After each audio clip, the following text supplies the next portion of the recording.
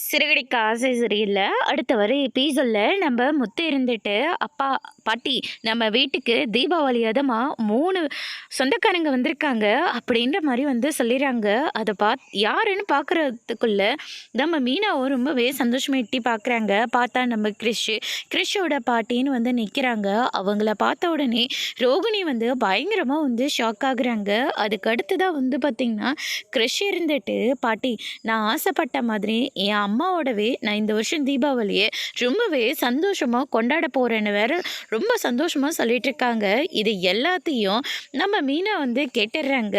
என்ன இப்பவே எல்லார்கிட்டையும் எல்லா உண்மையும் சொல்லட்டுமா அப்படின்னு சொல்லிட்டு மீனா சொன்ன உடனே ரோகிணி இருந்துட்டு, இங்க பாரு மீனா, எனக்கு நீ சத்தியம் பண்ணி கொடுத்துருக்க, சத்தியத்தை காப்பாத்தவன் நான் எதிர்பார்க்கிறேன். தயவு செஞ்சு யார்கிட்டையும் எந்த ஒரு உண்மையும் சொல்லாத. தீபாவளின்னு கூட பார்க்காம இதே இடத்துல என் பையன், நான், என் அம்மா 3 பேரும் செத்து போயிடுவாங்க அப்படின்ற மாதிரி சொல்லிடுறாங்க. இன்னும் இவங்க எல்லாரையும் நீ பிளாக்மெயில் பண்ணிட்டு இருந்த, இப்போ நீ என்னையும் பிளாக்மெயில் பண்ண ஆரம்பிச்சிட்டேல, எத்தனை நாளைக்கு நீ இப்படி பண்ணுறேன்னு நானும் பார்க்குறேன் அப்படின்னு சொல்லிட்டு நம்ம மீனா சொல்லிடுறாங்க.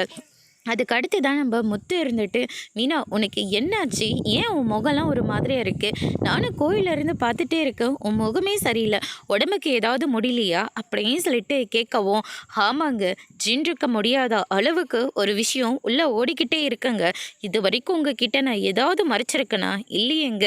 ஆனால் இப்போ பெருசாக ஒன்று மறைச்சி வச்சுருக்கேங்க." அப்படின்ட்டு மீனா சொல்லிடுறாங்க. இதை கேட்டோன்னே ரோகிணி பயங்கரமாக ஷாக் ஆகுறாங்க.